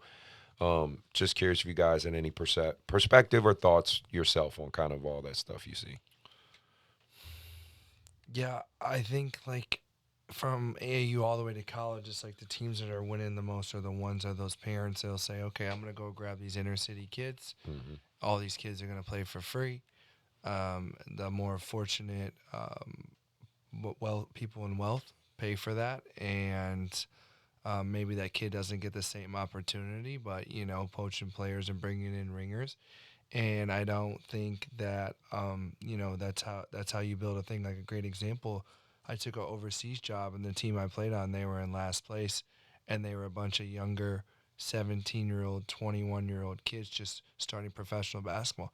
And I respected the hell out of it, because I'm like, this program, this town has grown with these players. Yeah. They didn't go and get a ringer all the way from a different part of El Salvador to have a say. So it's like, I believe it's like, work with the people that you have and don't bring in just to try to win and pay and stuff. And I've been on the AAU side, and I've seen parents do it in my program. That's why I've stepped away. Yeah, makes sense. What about you, Angel? Yeah, just like, don't let AU be a money grab. Like, if you're doing AU, do it for the right reasons. And like I said, have the right intentions behind it. You want to help kids get to another level. You want to help them play high school, college, and reach their goals. And just, like, again, like, because you're not just collecting money as a program. Parents are going out, putting their time, their efforts to get these kids to these tournaments. And, someone's just going behind it. It's like, man, you don't want to, I say, you just do any people wrong like that. You want to give them the best experience you can in that way. So if you're doing this for money, you're doing it for the wrong reasons. Basketball should just be at the level of the game, and yeah, just Yeah, no, I agree. And I always make it clear too, like, don't get me wrong, like we got bills to pay and shit too. Like there's a price point. You gotta pay for the gym rentals, you gotta pay for the court time, you gotta pay for uniforms, you gotta pay for the tournament cost. Like, no, they're parents, you gotta pay too. Like, what I mean? I think it's a balance on both sides, but at the same time, no, we don't need to rob you blind either. So, just a little integrity, a little honesty on both sides, I think would go a long way. Yeah, for sure. I wanted to bring up, and you could alluded to it earlier. What are your thoughts? Because I'm big on this, and I speak on this shit a lot. But loyalty to your program, loyalty to the people that rock with you when you sucked, and obviously in this game, especially so like for me and YBA, I'm a mid. I call ourselves a mid-level program in terms of I don't have Nike and Adidas ain't cutting me a check. I'm an Adidas Gold. My high school is Adidas Gold affiliate. We play on the Gold Circuit and whatnot. But we're not 3SSB. We're not EYBL. I don't have an NBA guy who's like, here's some money, allocated to the club. So but I'm in a area where there are people with money, right? So they can at least pay for their kid and pay for the overhead. So that's what I'm saying. I'm not mom and dad elite, right? Where I'm just this figuring out team, but I'm not all the way at the top either. So I'm something in the middle, right? Unfortunately, being in the middle means as you elevate kids, they often will leave. Like I said, they'll go to a Team Lillard, they'll go to the Oakland Soldiers, they'll go, and no knock on those programs. I got good relationships with those people. I'm not knocking what you guys do, and you know that. But I want to elevate my club. And it's really hard to convince kids and parents to stay loyal to elevate the area because they see the gear, they see the highlights, they see the clout, they see all that shit, and that's what I'm fighting against. So I'm big on loyalty. I think you should rock with the people who rock with you, unless they really can't help you get to a certain level. yeah. But I know I can. It's just a matter of them just sticking to their guns and saying, hey, we're going to stick with you. Curious if you guys had any thoughts on any of that type of stuff. Just loyalty in basketball and AAU in general. Yeah, I look at it sadly with the level I'm at as a business. Yeah. Because you can't get attached to these players because then you end up with a broken heart. Yeah, man. Because there's no better feeling when you walk out that gym knowing you helped them, knowing they helped their shot, but you don't know how they're gonna react. Yeah. You could help a player, they could hit 4 threes in a game, and then you never hear from them again because they think they got it. And that's happened to me so many times. And I'm like you, Chris, in a way, but it's like sometimes I just want to call it out. Yeah, right. But I try not. Do my best to leave it alone. Yeah, exactly. Because it's good karma's gonna come back around. But like Angel will show you sometimes. Like he'll tell you, I'm all business. Yeah. Like I'll talk to you a little bit after and stuff, but like I'm not gonna open up and let my heart get to you because I've spent time with players before. I've slept in their penthouses. I've ridden in their cars. Yeah. I've been there, guys. I was, they hit 4 or 5 threes. I don't hear from them again. Like that type of stuff. And as that happens at the AAU level too, you get a player you really like, a parent you really like. All of a sudden, they don't show up to your practice. Yeah, and some of them don't. And they're here like that shit. That hurts. Bro, they'll see me in a tournament. Yeah. Don't say shit to me. Or what's even worse is like they'll leave my team, speak bad on me, talk a lot of shit, even shit that didn't happen. They'll make up shit. Because, of course, they don't want to. Because, of course, the natural question is, well, why'd you leave Chris? I have to be the bad guy. Yeah. You know what I mean? It couldn't be simply, we got upset one time, made a bad decision, we should have stayed. No, they're never going to portray that. It's, I did wrong. Yeah. And I'll be that. You know what I mean? I'll tell people I know the truth. I can live with that. Yeah. But it is it's a tough give and take. Yeah. How much effort you put in, how much effort they put back. If they're resharing your stuff, because they really respect what you do, they know it deserves to be shown. Right. If they're trying to hide you, like, there's times where I'll train a player out of the goodness of my heart. Yeah. And I'll shake up with them and they'll leave, they'll look at me and they'll be like, no.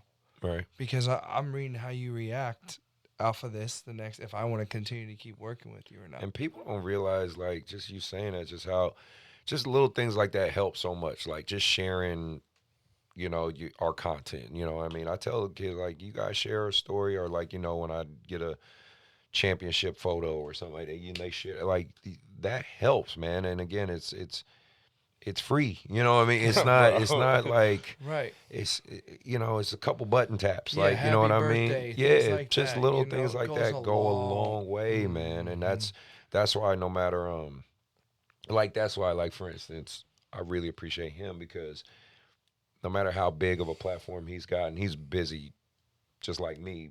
We've always been able to like keep in touch or at least shoot a text or just say, hey man, how you doing? Like, how you holding up? You know what I mean? And that means something to me, that he could hit me up and say, hey man, I'm in town. You know what I mean? Because he didn't have to, clearly. Yeah. But he's like, you know what?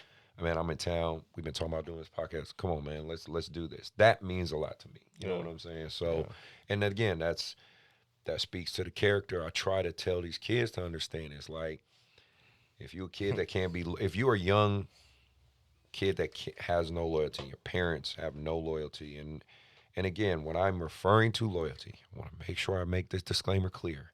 It's not that I own the kids. It's not that I own the parents. No, I'm not saying that.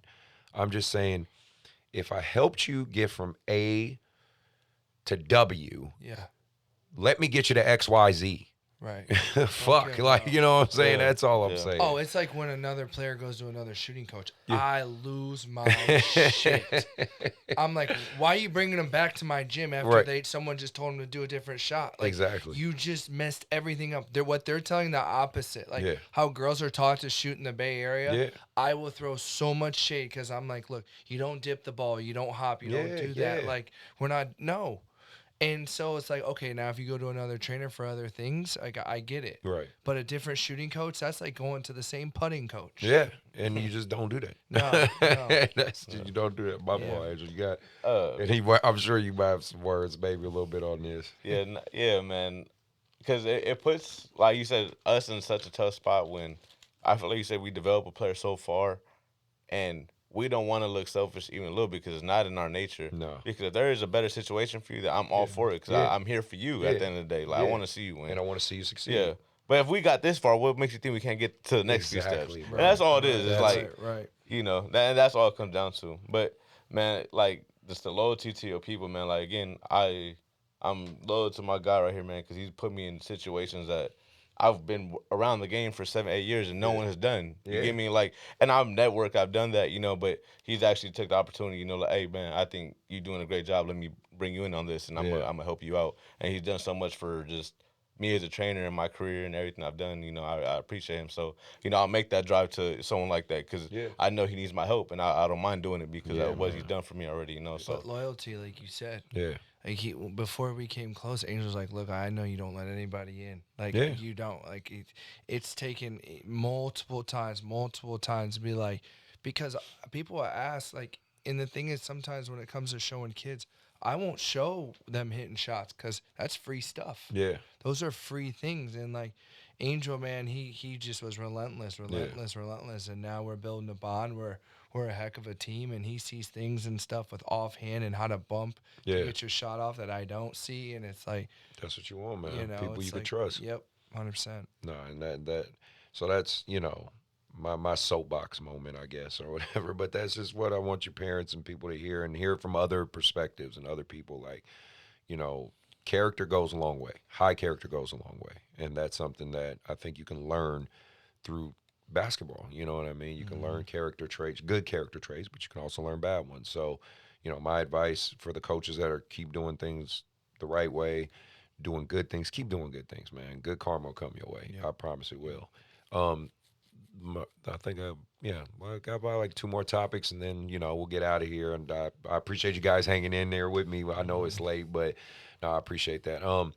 Want to talk about Gen Z, you know, this generation.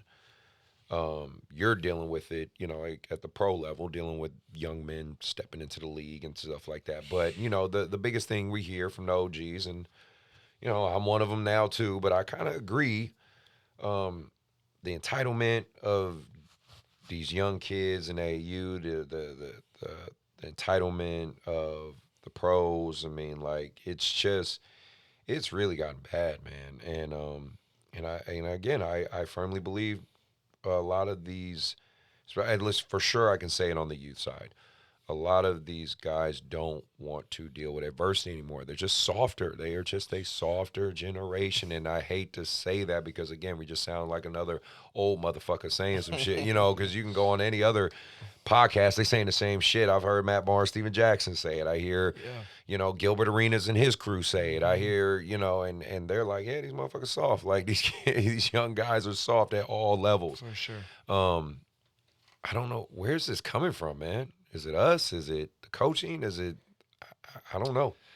I think it's a lot with the world, with the tech world, with these kids being on their iPads, with what they watch on YouTube all day long. You know what I mean? I Things agree. like that. Social media, phones, all that is definitely a huge component of it. Yeah. And just like their parents not letting them deal with adversity, like just, it used to be way tougher for sure. But I like you, I still try to instill that in my kids and bring that in, and my fourth graders not hitting 10 threes in a row from top of the key, and I know they're capable. They're going to run. Yeah. They're going to run until they do it. It's going to be hard. Yeah. And so what? But you get results, and you'll thank me later. Right. Like when I saw your practice, my mouth dropped because I'm like, yo, they're doing shell defense. And Coach Chris is making them run. Yeah, man. Past the court, all the way to the industrial wall and back. And I'm like, this dude's got 30 dudes in the gym and nobody's watching. And everyone's just going like this the whole time. Everyone's so gassed, they can't even say they're in help side. They're right. And then practice gets in, like, you're just getting in them. Yeah. Motherfucker. I'm like, yes. And you saw the parents. But then you loved him right after. Yes, like 100%. like there needs to be more of that, building that trust. But you can't build that trust with the coach if you want to be a Peter Pan and hop around on team to team, right, coach to coach. Right. Wow. And that's letting the process work. Yeah. Angel, you got any thoughts on that one? Yeah, man, this generation, right? You said I don't want to sound like another old motherfucker. Yeah, but it's I get called this all the time. Right. Like all the kids, they just call me old all day, and all this shit.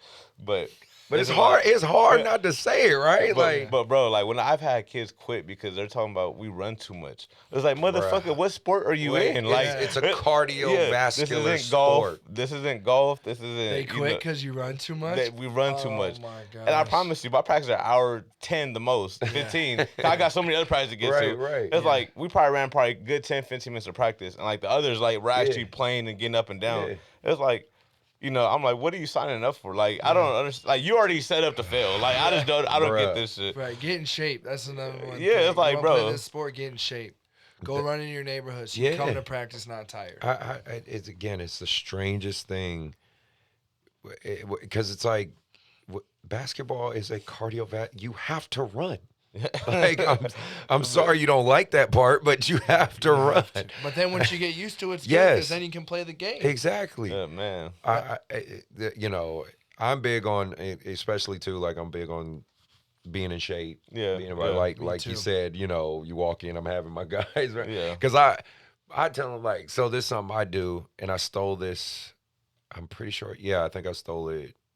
I think it was University of Houston. Maybe I'm sorry if I got it wrong, but so in my competitive drills, I make the winners run.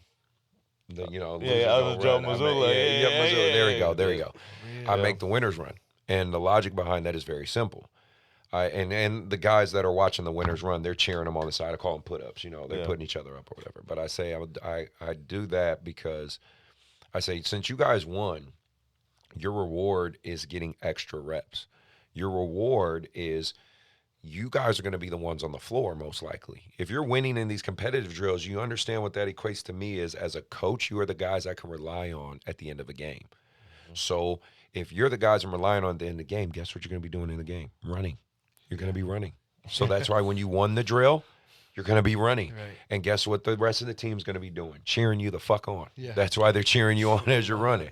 Exactly. So translate right to the game. You know what I mean? So that's my logic behind it. Like even the breaks I take in our practice, it's the equivalent of halftime breaks in an AAU game, which is usually 2 minutes. Mm-hmm. So after they're doing like a bunch of series of stuff, I say, okay, a minute and a half or 2 minutes on the clock. That's their break. That's all they get because that's the break they get in an AAU game. Mm-hmm. I don't do like this 10-minute bullshit. It's like, no. I treat my practices like I'm coaching at the college. And being a JUCO coach, like, it's I really have to be on those guys to really grind it out and be gritty, because it's like, dude, you guys are fighting. Yeah. You are fighting. And, I think there's 102, it's 99 or 102 junior colleges in the state of California. And, you got to assume there's going to be at least 10 to 15 kids per at every JUCO. So it's like, and right now there's 22 Division Ones, and I believe now it's 19 or 18 Division Twos, because Sonoma State lost their athletics program.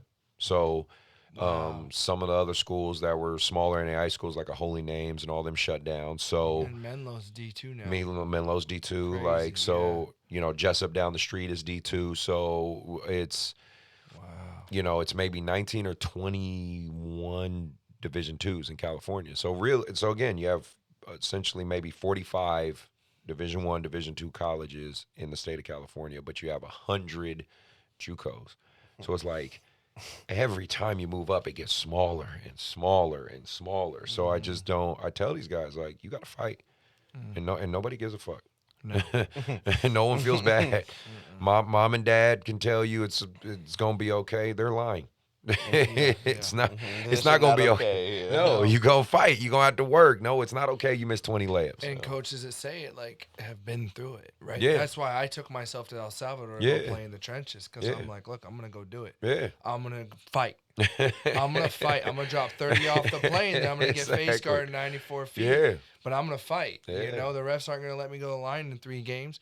In between games, I'm running hills. No, man. So it's like, you got to fight. You got to do the things that the person next to you doesn't want to do. Yeah. No. And my last question for both you guys before we get out of here, really, before we do our shout outs and everything like that. But, Angel, I'll start off with you. Like, what's your overall, purpose, goal? Like, what's the message you want to get? Like, this is your chance, your platform, speak your piece. But what's the message through this game you want to get out there to parents, kids, and just everybody in general, as a reflection of who you are, what you're about, what your club you want it to be about, but just what's the overall message you want to get out, man?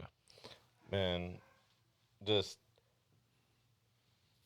respect the game, love the grind, and like I said, just trust the process and let things happen. If you're doing what you're supposed to do, things are gonna line up, and it's not gonna come at the time you want it, but things are gonna happen if you keep staying at it and just be consistent. Like I said, it took me so long in my life to get to a gym. It took me like 5-6 years to to where I got the chance to open up a facility with my partners, and we had to work at it every single day. It's a goal, and you got to just speak into existence and just keep building and staying at it. And again, you never know what person you meet, or what door you're gonna walk in where opportunities will be presented, and you got to just be ready. You never know what's gonna happen. Like I said, this is my first podcast. Yeah, shit. Yeah, you had the opportunity. And I'm be real with you, I like, had no idea. Yeah, and like from just to already salute you, bro. Like, watch your practice end, and because I see it in my practice, right when the practice end, even no matter how much you chew their ass out, the players come up to you after the practice to show you love. Hey, coach, thank you again. I appreciate you. Yeah, hey, but that's how you're doing a real good job. And Appreciate they that as real. It's just real. But like you can see, it's a real program. Yeah. So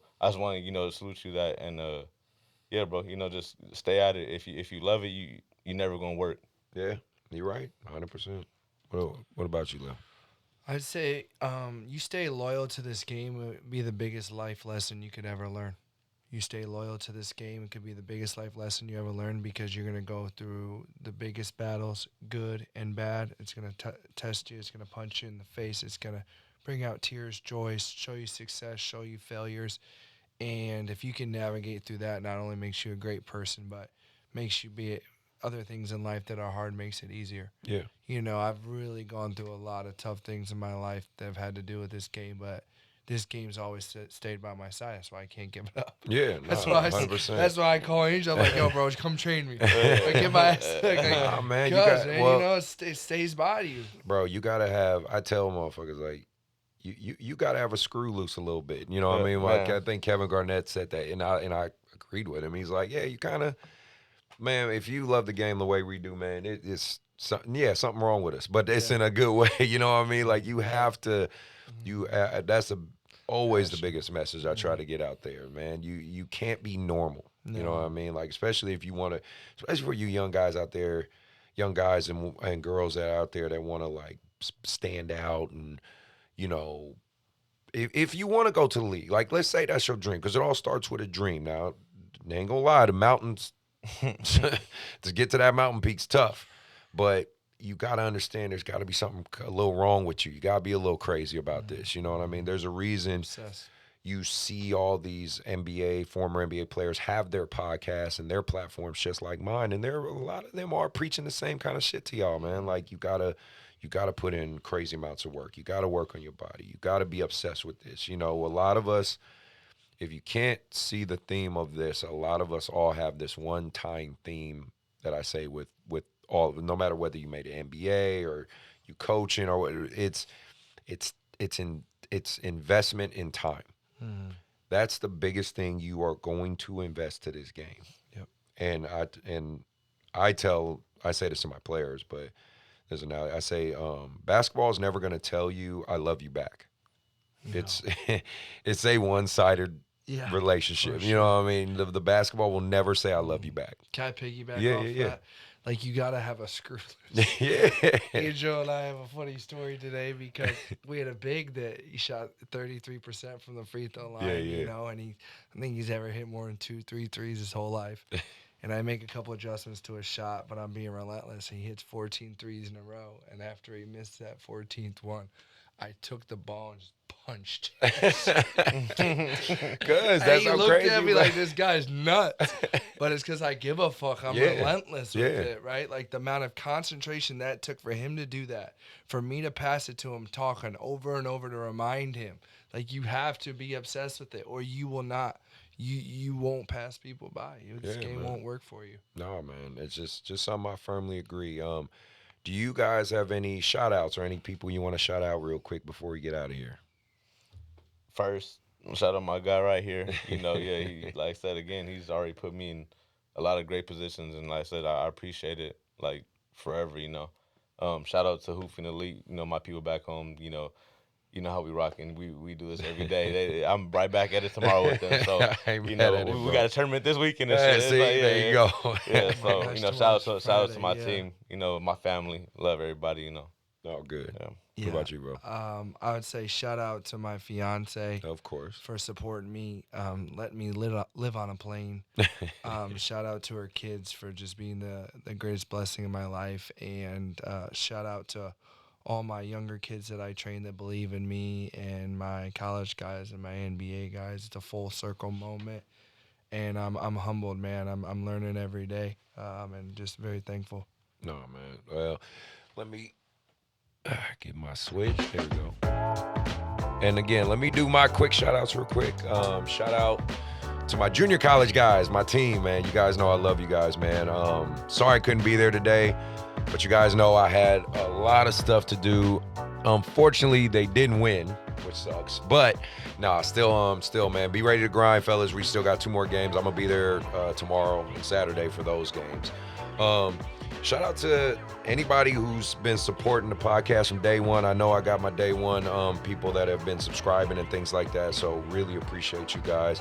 Shout out my producer, Johan, who's came last second and made our clean setup as usual and helped out, man. Love you, Joe. You know that, man, I always rock with you.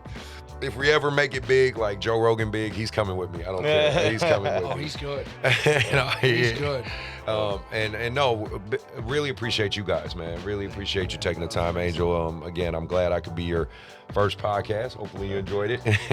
Killed it, bro. You killed it. And Leo, man, you know, man, much love as always, bro. Keep doing what you do, man. Stay in touch. You know, you're always welcome here. You know, when you're in SAC, bro, you always know you got a home here, man. For anybody, again, listen, if you made it to the end, you are a real one. Please maybe hit that subscribe and like. Again, follow these guys. Their links will be in the description. Do the HBO special. Help a brother out. For all you guys, keep working on your basketball journey, man. Keep your head up high. I know high school guys, I know that the tunnel for that college spot is seeming smaller and smaller. Fellas, just keep your head down, keep working. The universe has a really, really good way of rewarding those that put in the work, man. So don't be discouraged. Don't be discouraged, man. High school guys, you still have a chance, and that's all you need, man. All you need is, you can hear 100 no's, all you need is one yes. So keep that in mind. Other than that, everybody stay safe, stay blessed, and we are out.